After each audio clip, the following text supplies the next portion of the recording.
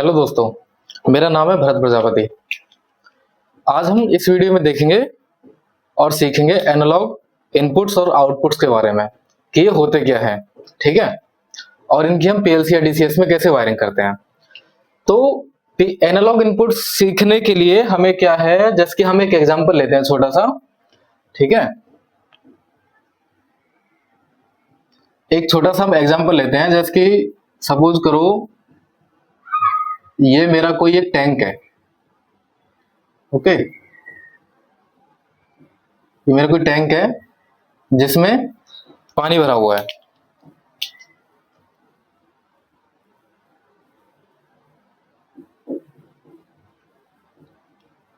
अब इस टैंक में पानी जो भरा हुआ है, ठीक है। अभी समझ करो मेरे को इस टैंक के लेवल जानने हैं, ठीक है, कि इस टैंक के लेवल क्या है। तो अभी तक क्या होता था, जैसे मेरा कोई डिजिटल इनपुट है, तो डिजिटल इनपुट मेरा क्या होता है, इसको कोई सेंसर है, ठीक है। ये क्या है, मेरा पीएलसी में एक डिजिटल आउटपुट देगा +24 0 VDC, और ये मेरा एक पीएलसी में डिजिटल आउटपुट दे देगा, ठीक है। अगर हम सेंसर्स को इस टैंक में लगाते हैं तो क्या होगा, हमारा एक सेंसर यहां लगेगा, ठीक है, एक हम मिड में लगाते हैं और एक हाई पे लगाते हैं। तो जब ये मेरा लेवल यहां से अप होता जाएगा, यहां पे मेरा कोई वाल है, ठीक है, यहां से जब मेरा कोई भी फ्लूइड आएगा, ठीक है, और जब ये टैंक में मेरा पानी भरेगा, तो क्या होगा, जब पानी मेरा यहां तक आ जाएगा तो ये लो लेवल मेरा साइड मेरे को इंडिकेशन मिल जाएगा पीएलसी पे। जब लेवल और ऊपर जाएगा तो यहाँ पे मिड लेवल का मेरे को इंडिकेट मिल जाएगा पीएलसी पे, और जब इससे भी ऊपर जाएगा तो मेरा हाई लेवल का मेरे को एक फीडबैक मिल जाएगा कि टैंक मेरा यहां तक भर चुका है। अब अगर हमें यहाँ पे कोई लेवल मेजर करना है, यहाँ करना है, मीन्स यहां से लेके यहां तक अगर मेरे को कोई लेवल मेजर करना है तो क्या रहेगा, उसके लिए हम यूज करते हैं एनालॉग इनपुट्स। अब एनालॉग इनपुट्स हमारे होते क्या क्या है, ठीक है।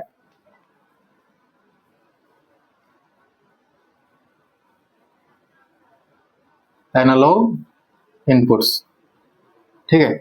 एनालॉग इनपुट्स हमारे क्या क्या हो सकते हैं, ठीक है। एनालॉग इनपुट्स हमारे होते हैं जैसे टेम्परेचर, ठीक है, कोई भी लेवल, प्रेशर, फ्लो, ठीक है, और भी बहुत सारे हमारे एनालॉग इनपुट्स होते हैं, ठीक है। टेम्परेचर वही हमारा डिग्री सेल्सियस में आता है, ठीक है। लेवल हमारा किसी में भी आ सकता है, जैसे हम 0 से 100% में भी देते हैं, मीटर में देते हैं, ठीक है, जैसे जो भी हमारा टैंक है। प्रेशर वगैरह हमारा केजी पर सेंटीमीटर स्क्वायर, फ्लो हमारा लीटर पर मिनट वगैरह जो भी है ना। तो अब इस टैंक में अब मेरे को एक लेवल सेंसर लगाना है, ठीक है। मतलब मीन्स मेरे को एनालॉग इनपुट चाहिए, मेरे को हर जगह का अपना एक वो जगह भी मेरे इतना लेवल इसमें भरा हुआ है। तो हम क्या करते हैं, फिर से एक अपना टैंक बना लेते हैं, ठीक है। अब हम क्या करेंगे, यहाँ पे लगा देते हैं अपना लेवल सेंसर एक यहाँ पे, ठीक है। तो बेसिकली जो ये लेवल सेंसर होता है ये हमारा किस टाइप का होता है, ठीक है।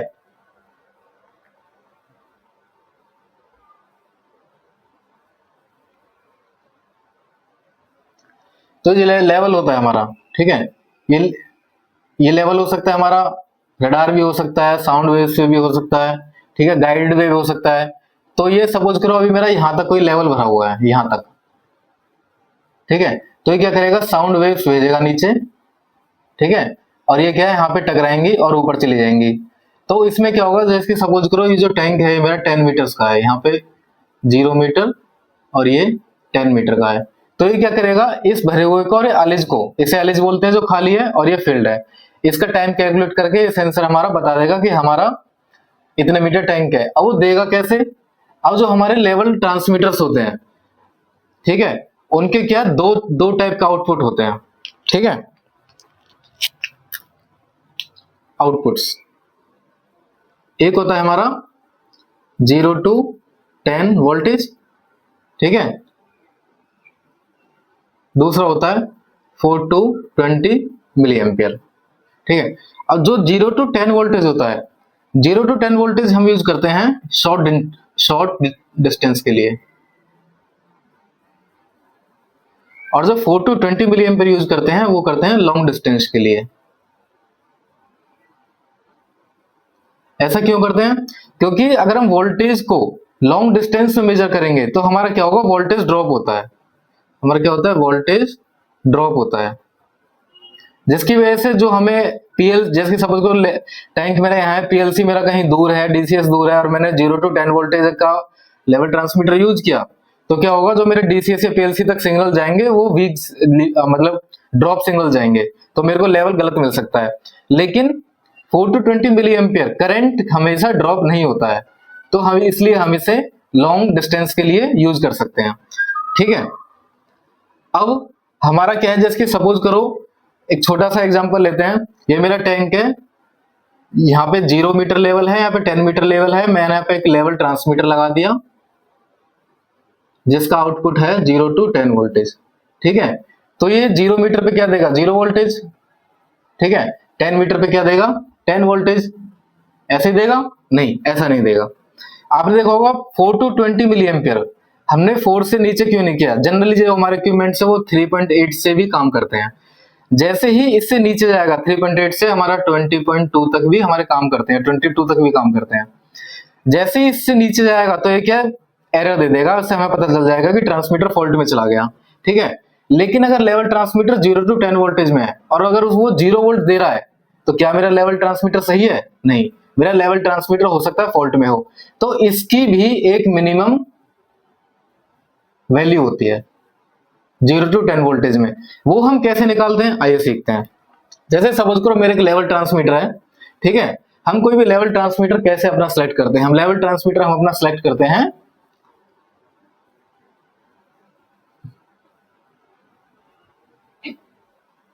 बिट्स पे। ठीक है, मेरा कोई भी लेवल ट्रांसमीटर कितने बिट का है? जैसे कि सपोज करो ये जो मेरा लेवल ट्रांसमीटर है वो 10 बिट्स का है।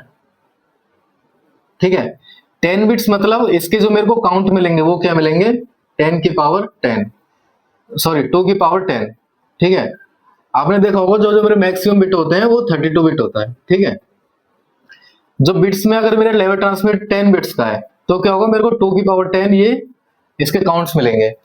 तो 2 की पावर 10 हमारा क्या हो गया, 1024।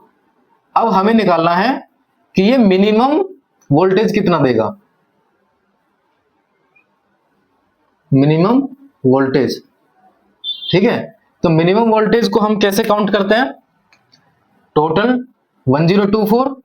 ठीक है, मैक्सिमम वोल्टेज कितना, 10 वोल्ट, 10 अपॉन 1024, तो हमारा निकल के आ जाएगा। हम इसकी कैलकुलेशन करते हैं 9.7 मिली वोल्ट। ठीक है, तो हमारा ये 9.7 मिली वोल्ट मिनिमम हमारा वो रहेगा इसका 9.7 मिली वोल्ट। जैसे इसमें 4 मिली एम्पियर है, ऐसे इसमें 9.7 मिली वोल्ट हमारा मिनिमम सिग्नल रहेगा। ये सिग्नल हमारा जाएगा पीएलसी को या डीसीएस को, जहां भी हम अपना कनेक्ट करते हैं। ठीक है, अगर इससे नीचे सिग्नल है तो समझ जाओ कि या जो मेरा ट्रांसमीटर है तो फॉल्ट में है, उसकी पावर ऑफ है। ठीक है, अब 9.7 मिली वोल्ट पे हमारा यहाँ पे कितना मीटर लेवल दिखाएगा, कितने मीटर दिखाएगा, मींस 0 मीटर से स्टार्ट नहीं करेगा। ठीक है, तो 9.7 मिली वोल्ट पे कितना मीटर, तो आपने जैसे अपने स्कूल्स वगैरह में सीखा होगा, इसका सिंपल सा फॉर्मूला है जैसे 10 वोल्ट, 10 वोल्ट पे हमारा कितना आ रहा है, 10 मीटर। ठीक है, ये फिक्स रेंज रहेगी। ओके, तो हमारा अगर मैं इसको लिखता हूं मिली वोल्ट में तो हमारा कितना हो जाएगा, 10,000 मिली वोल्ट में 10 मीटर। ठीक है, तो 1 मिली वोल्ट में 10 अपॉन 10,000। ओके, ऐसे ही 9.7 मिली वोल्ट में तो हमारा क्या आएगा, 10 इंटू 9.7 अपॉन 10,000। जो भी मेरी इसकी वैल्यू आएगी, ठीक है, वो मेरा इतना मीटर दिखाएगा। जैसे सपोज कोई मेरा कैलकुलेशन ज्यादा है, बाद में करेंगे कैलकुलेशन, या आप कैलकुलेटर खोल के कर सकते हो। जैसे सपोज कोई मेरा एक्स वैल्यू आया तो एक्स मीटर मेरा दिखाएगा इस 9.7 मिलीवोल्ट पे, ठीक है। तो अब हमारा जो हमारा डीसीएस कार्ड है या पीएलसी का कार्ड है, पीएलसी का जो भी मेरा कार्ड है, उसका जो रेजोल्यूशन है वो 10 बिट से हाई होना चाहिए। पीएलसी कार्ड का जो ग्रेटर देन होना चाहिए 10 बिट से। जनरली जो मॉडर्न पीएलसी से सब आ रही है जो हमारी 32 बिट्स में आ रही है, ठीक है, 32 और 16 बिट्स में, तो सीधी सी बात है इससे हाई ही होगा, इसलिए हम उसको आसानी से रीड कर सकते हैं। अगर 10 बिट से अगर मेरा पीएलसी कार्ड लो है तो इस सिग्नल को रीड तो करेगा लेकिन एरर देगा, ठीक है। तो ऐसे करके हमारा क्या होता है, ये एनालॉग इनपुट्स होते हैं। एनालॉग इनपुट क्या होता है, हम कैसे डिफाइन करते हैं, ठीक है। अब बात आती है कि हम इसको पीएलसी में कनेक्ट कैसे करते हैं एनालॉग इनपुट को। तो जैसे सपोज करो ये मेरा पीएलसी है, ठीक है। तो इसमें क्या है, जो हमारे इनपुट्स रहेंगे पीएलसी में दो टाइप से अपने वो कर सकते हैं कनेक्ट, ठीक है। एक जो हमारा पीएलसी होती है उसमें क्या रहता है, जैसे I0, I1, I2, I3। एक सपोज करो मेरा कोई लेवल ट्रांसमीटर जो कि हमें 420 मिली एम्पीयर दे रहा है, ठीक है। तो एक पॉजिटिव रहेगा एक नेगेटिव रहेगा, ठीक है। तो हमारा क्या रहेगा, I1, I0, इनके साथ मेरा जनरली क्या होता है 3 वाई ट्रांसमीटर में, 3 वाई ट्रांसमीटर में क्या होता है, प्लस माइनस आउटपुट। ये हम आउटपुट सीधा अपना यहाँ पे पीएलसी पे लगा देंगे तो वो कर लेगा रीड, ठीक है। अगर मेरा 2 वाई ट्रांसमीटर है तो हमारे पीएलसी, जब बहुत सी पीएलसी होती है उसमें हमारे दो होते हैं प्लस, इसके I0 में एक प्लस रहेगा एक माइनस रहेगा। ऐसे जिसके I3 है इसमें ये प्लस है और ये माइनस है, तो हम अपना इस पे प्लस और माइनस अपना 4 to 20 या 0 to 10 वोल्टेज हम अपना कनेक्ट कर सकते हैं, जो भी इसकी कॉन्फ़िगरेशन रहेगी।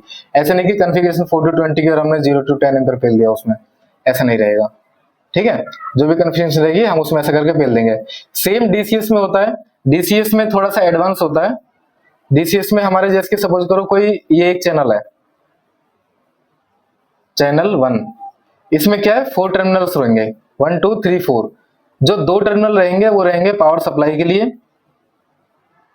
प्लस माइनस, और जो 2 टर्मिनल रहेंगे वो रहेंगे ट्रांसमीटर से आउटपुट के लिए प्लस माइनस। मींस अगर मेरा कोई 4 वायर ट्रांसमीटर है, ठीक है, 4 वायर ट्रांसमीटर है, ये कोई मेरा ट्रांसमीटर 4 वायर, तो मैं यहीं से इसका सिंपल पावर दे दूंगा और यहां से इसका आउटपुट उठा लूंगा। ये मेरा आउटपुट है, ये मेरी सप्लाई है, ठीक है। अब मेरे को इसमें 2 वायर की कनेक्शन कैसे करने हैं, जैसे सपोज करो ये होगा 4 वायर, ठीक है, और मेरे पास एक 2 वायर ट्रांसमीटर है, इसमें 2 वायर रहेंगी, तो प्लस यहाँ कनेक्ट हो जाएगा और, ठीक है, और इसका जो नेगेटिव रहेगा वो इसके प्लस पे कनेक्ट हो जाएगा। तो ये मेरा 2 वायर की वायरिंग होगी। डीसीएस थोड़ा एडवांस चलता है, ये होगी डीसीएस की वायरिंग, ये होगी पीएलसी की वायरिंग, ठीक है। तो ये तो हो गए हमारे एनालॉग इनपुट्स और उसकी वायरिंग। अब हम देखेंगे कि एनालॉग आउटपुट्स,